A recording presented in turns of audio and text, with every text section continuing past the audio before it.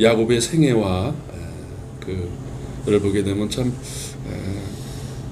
이스라엘이라는 이름으로 바뀌어 아주 위대한 믿음의 조상의 가문의 큰 선봉장 중에 한 사람이었지만 생애는 그렇게 순탄한 것 같지가 않아요. 그가 어떻게 보면 엮이는 가족에서 이렇게 성장하지 않았나. 잘 아는 것처럼 이삭, 아버지가 참 하나님을 경외하는 귀한 분이었는데 좀 굉장히 유했던 것 같아요. 그의 부인 리브가에 이렇게 좌지우지한다 그럴까, 조금 많은 영향을 받는, 그래서 그 이삭이 제대로 가장의 역할, 그래서 뭐 그걸 나누는 건 아니지만 조금 가장의 역할이 이렇게 두드러지질 못했던 것 같아요. 그런 말미암아 형과 동생 간의 그 분열이 야곱은 겪게 되고 어머니의 또 편애의 사랑을 받게 되고, 그것이 그의 성장하는데 많은 그 영향을 미쳤을 것은 분명할 것 같아요. 또 그의 그 아버지의 리더십을 통해서 자녀들에게도 영향을 미치지 않았나, 그렇게 볼 수 있습니다.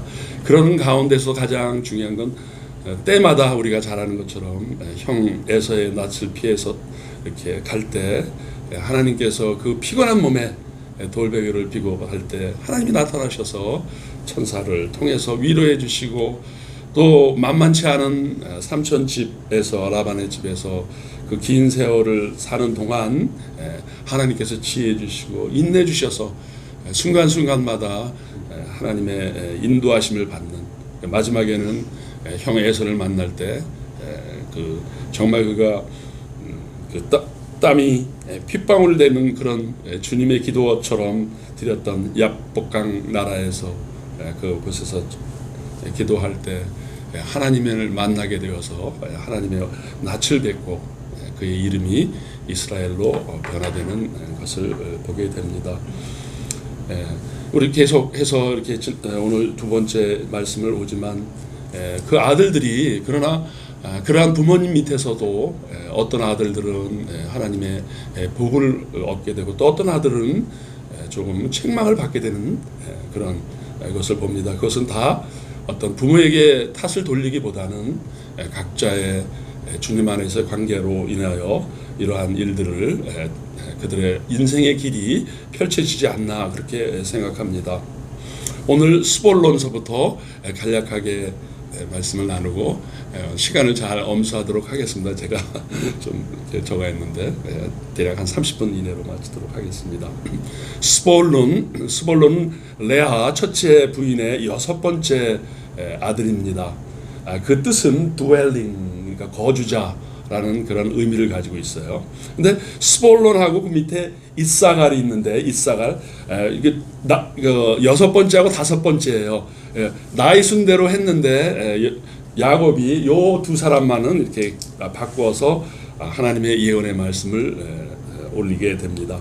스볼론은 그 상업적인 블레싱을 받아요. 그러니까 지금으로 얘기하면은 비즈니스에 아주 큰 축복을 받는, 우리도 그런 있잖아요. 우리 교회 생활하다 보면 장로님들, 뭐 저는 아직 그런 걸 경험하지 못했지만 아주 기둥 같은 장로님들이 재정적으로 또 서포팅 해주시고 뭐 그런 분들도 있어서 많은 도움을 받는 것을 많은 예를 봅니다. 이분은 커머셜 블레싱을 받게 돼요. 그래서 그 경계가 그거와 이제 평행을 이루는 여호수아서 19장 11절에 보면 이렇게 평행 구절로 이렇게 13절의 말씀을 이렇게 대변하고 있습니다. 서쪽으로 올라가서 마랄라에 이르러 답 베셉을 만나 욕두암 시내를 만나고, 그래서 야곱의 예언대로 정확하게 제비 뽑기에 의해서 그의 거주지가 이렇게 이루어지는 놀라운 하나님의 섭리가 그대로 이루어짐을 우리가 볼 수 있습니다. 그 다음 이제는 누구를 얘기하면 이사갈인데 레아의 5번째 자녀입니다. 이사갈은 아주 건강하고 강한 육체의 힘을 바탕으로 마치 노새와 같이 일하는 시골 농부처럼 아주 시골 농부의 그 수확의 열매와 안식을 받는 노새처럼 열심히 일하고 또 그 수확에 전 농촌 출신이 하나 잘 모르는데 그 얼마나 좋겠어요. 딱 추수하고 그 많은 풍성한 곡식 또 과일들을 얻는 그래서 그 노동 후에 안식을 갖게 되는 그러한 복을 받게 됩니다. 우리가 얼핏 보면은 야곱과 유다가 하나님의 가장 많은 축복으로 영적인 또 우리 이렇게 재정적인 세상적인 또 복을 받았고는 거로 우리가 여겨지지만 이사갈 역시 노동하면 우리가 괜히 이렇게 조금 뭔가 축복이 좀 아니지 않는가 그렇게 얘기하는데 이거는 그렇게 생각할 필요는 없을 것 같아요. 성도가 열심히 땀 흘려 일하고 그 가운데 그 안식의 안식의 기쁨을 가정과 또 삶 가운데 누릴 수 있다는 것 이것은 어떻게 보면 일종의 성도의 어떤 삶의 모습을 그려주는 것이 바로 이사갈이 아닌가. 수고하고 우리가 땀을 흘리면서 그 후에 우리의 천국의 안식을 이 땅에서도 누리고 또 새로 새 예루살렘과 새 땅에서도 누릴 수 있는 것을 보여주지 않나 이렇게 보게 합니다. 이사갈의 삶은 어떻게 보면 주님의 삶, 우리 구주 예수님의 그런 삶의 그런 모습도 표현해주고 있다고 그렇게 이야기합니다. 노새라는 것은 이렇게 섬기는 거 아니에요. 짐을 부리고 그래서 그 노새가 주인 발 앞에 이렇게 끌어안는 그 모습을 이렇게 예언을 하고 있는데 우리 예수님도 이 땅에 오신 이유 중에 하나가 내가 섬김을 받으러 하는 것이 아니라 도리어 섬기려 하고 내 목숨을 사람의 대성물로 주려 함이라. 마태복음 20장 28절에 있는 말씀이 그 사실을 이렇게 증언하고 있습니다. 이사갈의 삶을 통해서 또한 저희 또한 노동의 그 신성함을 또 노동 후의 안식을 또 자녀들에게도 나눠줄 수 있는 그런 것을 우리에게 교훈으로 주고 있습니다. 그 다음엔 단이 나와 있는데 단의 그 어원적인 뜻은 심판이라는 얘기예요. 심판, 단. 라헬의 여정, 라헬, 야곱이 그토록 사랑했던 라헬의 여정의 빌하에서 난 그런 자녀입니다. 단은 이렇게 나와 있습니다. 좀 섬뜩해요. 단은 길섭의 뱀이요 새길의 독사로다. 말굽을 물어서 그 단자를 뒤로 떨어지게 하리로다. 이렇게 이야기합니다. 아주 기습공격에 능한. 그래서 단의 이렇게 성경적으로 보게 되면 단이 굉장히 좀 악한 일, 선한 사람에게 악한 일도 하고 또한 약한 사람을 이렇게 악하게도 하고 또 단이 또 그러한 모습으로 또 12지파 안에서 가나안 정국에 또 도움도 줄 수 있는 그러한 모습을 우리가 볼 수 있습니다. 그래서 우리가 잘 아는 것처럼 삼손이 바로 다한지파예요. 다한지파. 블레셋을 아주 선별하는 우리가 그 스토리를 잘 알 수 있을 거예요. 그렇게 하나님의 대적자에게도 뱀처럼 아주 그냥 기습공격과 같이 그렇게 그들을 나중에 그가 두 눈이 뽑혔지만 그 광장에서 많은 사람들이 운집한 그 블레셋 사람들이 운집한 그곳에서 그가 많은 사람들을 이렇게 그들을 이제 멸하게 되죠. 그런 것들. 그래서 선과 악을 이렇게 동시에 했던 사람들이 단인데, 근데 우리가 잘 아는 것처럼 기업에서 나중에 요한계시록에 보게 되면 단 지파가 빠지게 됩니다. 그에 대해서 성경학자들의 많은 그 이제 이슈가 되는데, 그래서 단이 이렇게 좀 그러한 그거에 대해서 제가 뭐 논할 시간은 아니고요. 그러한 모습으로 단이 살았다라는 것을 이렇게 보면 됩니다. 그다음에 18절에 보면 야곱이 그런 얘기합니다. 이제 중간에서 이제 멈추면서 여호와여 나는 주의 구원을 기다리니다라고 소망과 기쁨, 어떤 안식, 자녀들에게 자기가 자기 인생을 살펴보면서 이제 마지막 때 이렇게 이제 곧 이제 민족을 눈앞에 둔 상황에서 아마 우리 예수님의 그 구원을 그가 이렇게 생각해 보지 않았나 그렇게 봅니다. 그 다음이 이제 가세 자녀에 대해서 예언을 합니다.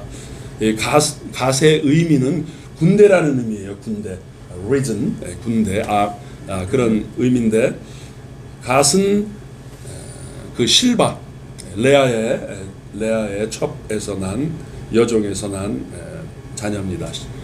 갓, 실바에서 실바가 어머니예요. 갓은 굉장히 이렇게 싸움을 잘했던 사람 같아요. 갓은. 그래서 이것이 우리 역대상 12장 8절과 이렇게 평행 구절을 이렇게 되면 이렇게 나와 있습니다. 갓 사람 중에서 광야에 있는 요새에 이르러 다윗에게 들어온 자가 있었으니 다 용사여 싸움에 익숙하여 방패와 창을 능히 쓰는 자라. 그의 얼굴은 사자 같고 빠르기는 산의 사슴 같으니. 아주 또 하나님께서 이러한 특별한 그 캐릭터를 주셔서 많이 유용하게 하나님 앞에서 쓰임을 받게 되는 모습을 우리가 볼 수 있습니다. 마침 이제 우리 군에 이렇게 높이 이렇게 올라가는 분들이 있잖아요. 대령도 있고 뭐 스타도 있고 저처럼 쫄병도 있고 근데 그것도 다 하나님께서 캐릭터를 주셔야만 이게 되는 것 같아요. 우리 경찬이도 한번 이제 신분 문제로 야 너 군대 가라. 근데 걔가 좀 빨라요. 몸은 빨라. 저닮지 않았는데 빠르고 아주 허드를 해서 걔가 자랑이 아니라 이 버지니아에서 등수 안에 들었어요. 허들로 해서. 그런데 자기는 너무 싫다는 거예요. 아미로 한번 신분 문제도 해결하고 가라. 다 붙었죠. 뭐. 그런데 자기는 군대 체질이 아니래. 아빠 나는 절대. 근데 할 수 없이 이제 가서 하라고 그래. 신분 때문에. 그런데 막 정말 울면서 하려고 그러더라고요. 나 싫은데 왜 하나. 근데 방법이 없으니까. 이게 사람마다 그런 캐릭터를 하나님께서 주시는 것 같아요. 그 캐릭터가 이제 나중에 일단 조금만 간단하게 결론의 말씀을 올리겠지만 그 캐릭터라는 것은 그의 삶의 인생을 결정짓고 더 나아가서 우리 창세기 이렇게 12지파 가운데 거주지까지 결정하게 되는 그래서 캐릭터라는 것이 얼마나 중요한 그 기질이 이렇게 나옵니다.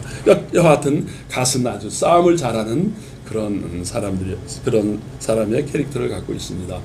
그 다음에 갓 자녀 밑에 누구를 얘기하는 아셀이라는 분이 있습니다.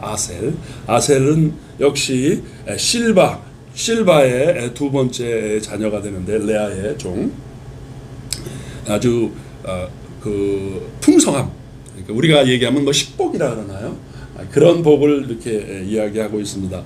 이 아셀이 있었던 지역이 바로 갈릴리 가나 지역에 있는 지역이에요. 그래서 가나 혼인 잔치에 우리 아셀의 그 축복을 갖다가 이렇게 비유로 어떤 코멘터 하시는 분이 주석가는 그렇게 이야기하고 있습니다.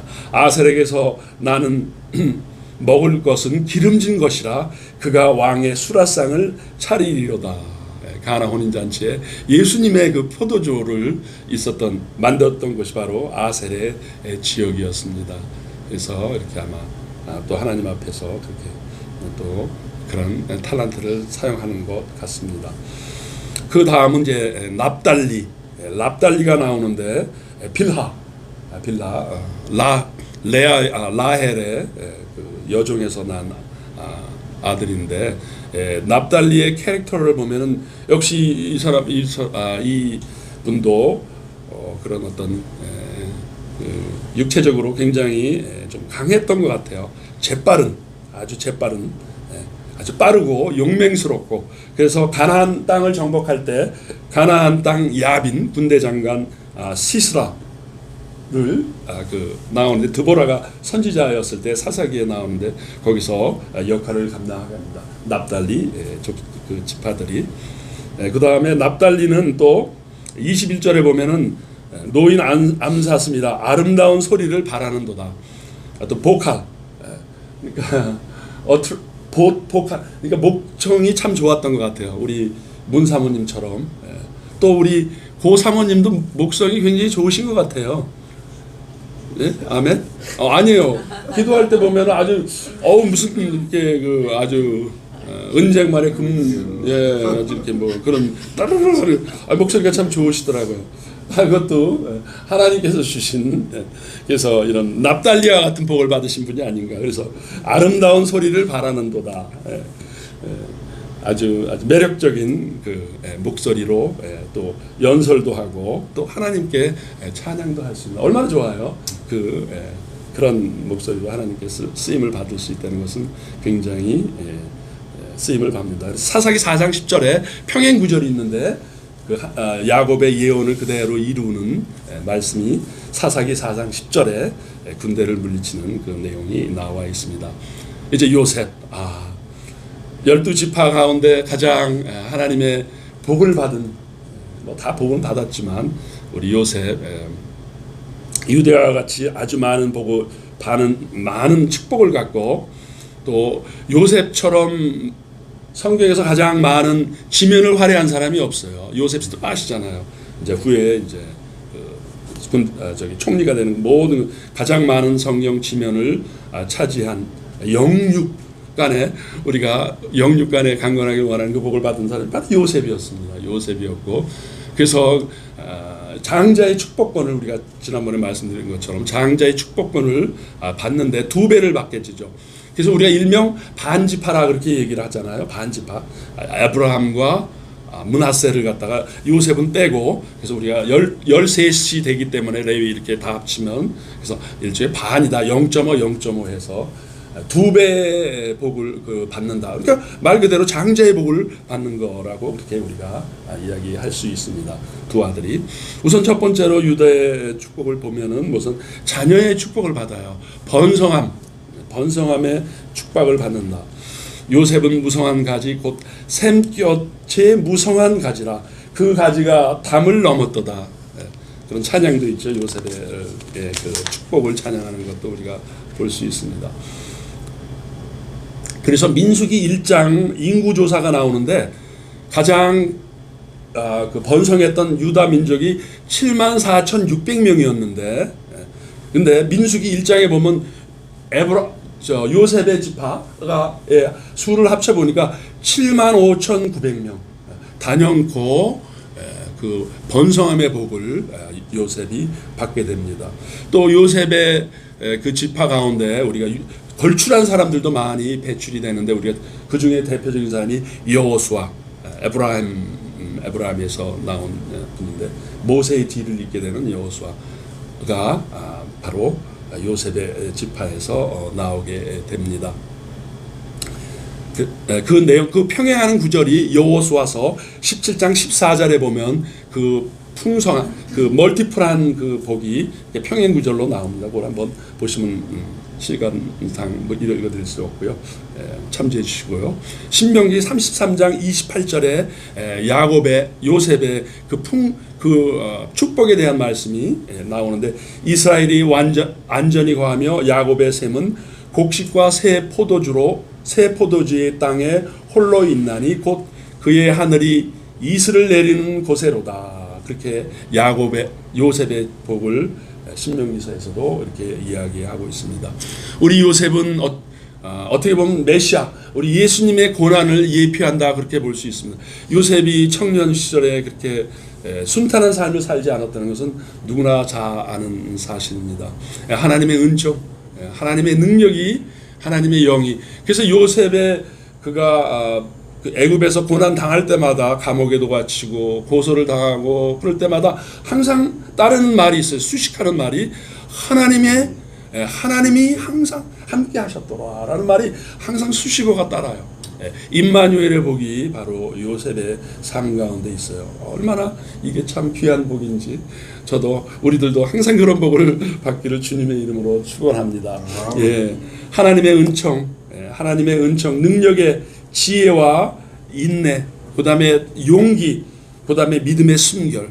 그래서 요셉을 보통 그렇게 얘기하자, 전혀 이렇게 흠이 없는 사람이라고 그렇게 뭐 좀 있긴 있겠지만 그 정도로 요셉을 그렇게 이야기하고 있습니다. 항상 하나님이 함께 하셨기에, 그래서 하나님이 그의 대적자들을 이렇게 표현하고 있어요. 활 쏘는 자가 그를 학대하며 적개심을 가지고 그를 쏘았으나 오늘 23절 24절에 요셉의 활은 도리어 굳세며 그의 팔은 힘이 있으니 이는 야곱의 전능자 이스라엘의 반석인 목자의 손을 힘입었음이니라. 엘로히 목자 된다. 그래서 엘이라는 말은 우리가 하나님이라는 얘기죠. 엘로히 하나님이 목자 되어 주셔서 요셉의 삶을 이끌었다. 얼마나 저희들이 갖고 싶어하는 또 저희도 그러한 복을 받고 있으라고 믿고 있습니다. 그래서 창세기 32장 28절에 이렇게 평행되는 이 내용의 구절들이 있습니다. 시간 되시면은 찾아봐 주시고요. 요한복음 10장 11절 나는 선한 목자라 선한 목자는 양들을 위하여 목숨을 버리거니와 예수님과 동행하는 복이 바로 요셉의 삶 가운데 이렇게 있게 됐습니다. 그 요셉의 모든 사람이 그를 통해서 복을 입게 되죠. 7년 대 풍년과 풍년과 흉년이 애굽 땅에서 있었을 때 가족들 애굽 지역에 사는 사람들은 물론이고 그의 통치를 받는 가족들 이스라엘 모든 주변에 있는 사람들에게 큰 복을 나누게 되잖아요. 큰 복을 생명을 구할 수 있는 그 당시 먹지 않으면 죽는데 그래서 어떤 주님의 그 전 우주적인 복을 요셉을 통해서 예표한다. 그렇게 우리가 볼 수 있습니다. 그 다음에 베냐민 이제 마지막으로 이제 다 왔습니다. 우리 베냐민만 하고 교훈과 적용에 대해서 잠깐 나눠보도록 하겠습니다. 베냐민 마지막 막내인데 우리 그토록 사랑했던 라헬의 막내입니다. 두 번째 베냐민. 베냐민은 좀 섬뜩해요. 그죠? 27절에 보면 베냐민은 물어뜯는 일이라. 벌써 그 비유하는 동물이 굉장히 섬뜩합니다. 아침에는 빼앗은 것을 먹고 저녁에는 움킬 것을 나누느니라. 울프. 어르렁거리면서. 사실 그랬어요. 우리 잘 아는 것처럼 사사기서에 보면 동족 상잔의 비극이 펼쳐지게 되죠. 베냐민과 기브아 사람의 그 일을 통해서 이루어지게 되는데 정말 무섭죠. 아침에 이런 얘기하면 하는데 토막살인이라 그럴까요? 그런 것이 이루어졌던 그런 무서운 사건이 있었는데 거기서 베냐민이 굉장히 아주 이스라엘의 그 지파에 대해서 아주 사납게 대적을 해서 많은 사람을 죽이게 되지요. 많은 사람을 죽이게 됩니다. 또한 그 자신도 멸절의 위기를 갖게 되는데 그러나 하나님께서 그를 또 구원을 주시게 됩니다. 레위 베냐민 지파에서도 역시 아주 굵직한 사람들이 나와요. 베냐민 초대 왕이었던 사울을 비롯해서 또 우리 신약에 보면 바울이 나오는데 아침에는 이리처럼 이렇게 핍박자가 되었지만 저녁에는 복음을 나누는 27절에 있는 말씀과 잘 어울리는 바울. 아주 그 캐릭터가 아주 강한 사람이 바로 베냐민 지파라고 이렇게 볼 수 있습니다. 이제 말씀을 마무리하면서 교훈과 적용에 대해서 참 이것이 제일 중요하죠.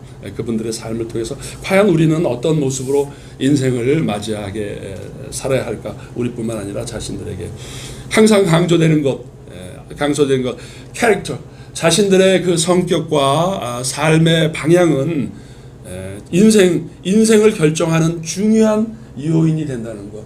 그러니까 저희들이 성격을 얼마나 우리가 잘 가다듬고 하나님 안에서 살아야 한다는 것을 다시 한번 우리에게 교훈을 줍니다. 자신뿐만 아니라 후손의 상과 별로 다가온다는 것을 기억하면서 항상 우리에게 정말 우리 삶을 되돌아보게 하는 그런 이야기입니다. 두 번째로 보는 것은 모든 것이 하나님의 주권과 섭리 안에 다 포함된다는 것을 이야기해야 돼요. 어떤 사람은 동일한 죄를 범했는데도 하나님께서는 또 이렇게 사해주고 어떤 사람은 또 하나님께서 또 상응한 벌을 내리시고 그런 것은 다 주님의 섭리와 주권에 일치합니다. 유다 같은 경우에서도 굉장히 치명적인 그런 죄를 범하잖아요. 그런데도 유다를 하나님께서는 그를 통해서 예수님의 계보를 입게 하는, 물론 유다의 나중에 이제 회개하는 모습이 요셉 그 베냐민의 자녀 베냐민 동생에 대해서 자기가 대속하겠다는 그런 모습도 보였지만, 그러나 그럼에도 불구하고 모든 것이 하나님 안에 모든 운명이 하나님 안에 결정된다는 것. 운명론으로 절대 가면은 안 되죠. 그것은 하나님의 주권이시고 우리는 주님 뜻 안에서 살아야 한다는 것을 이렇게 이야기합니다. 12지파의 우리 자녀들의 모습들을 다 봤는데 다 달라요. 캐릭터가 다 다르잖아요. 고유한 성격과 기질을 주었는데, 이것은 하나의 교회 안에서도 어떤 분열과 시기와 다툼보다는 그 약한 부분들, 어떤 군인적인 기질이 부족한 사람은 또 목소리에 탈란트를 줄 수도 있고, 또 사랑하는 그런 부드러움도 줄 수 있고, 그런 모든 것들을 다 연합해서 주님의 몸된 교회가 세워져 나아갈 수 있게끔 누구를 정죄하는 그런 모습으로 사는 것이 아니라 보완 협력하여 주님께 영광을 돌려야 함을 우리 오늘을 사는 저희들에게 교훈한다고 그렇게 이야기하고 있습니다. 하나님은 개인과 나라의 운명을 예언하시고 이루시는 역사를 만드시는 하나님, 역사를 만드시는 모든 역사는 우리 하나님께서 다 만드시고 간다. 더 나아가서 우리의 기질, 우리의 성품이 조금 모나고 약한 부분이 있다고 할지라도 그것이 우리에게 결정적인 핸디캡이 되는 것은 아니에요. 처음 된 자가 나중되고 나중된 자가 처음 된 것, 그러한 자기의 연약한 또 아주 그런 쓴뿌리가 있다 할지라도 그가 주님 앞에 붙잡힌 바 되고 주님 앞에서 우리가 변화된다면 그 사람도 하나님 앞에서 쓰임을 받을 수 있다. 따라서 하나님 안에서 유기된 자, 버림받을 받는 자는 거의 없어요. 물론 그거를 이제 이렇게 어떤 신학적으로 논의하는 게 아니라 우리 인간적인 유기된 자는 아무도 없고, 어느 누구도 자신의 행위로 인하여 회복이 은혜에서 떨어지는 경우는 결코 없다는 것을 기억하면서 다시 한번 회상하시고 주님 앞에 구할 수 있는 저와 여러분 되기를 바라겠습니다.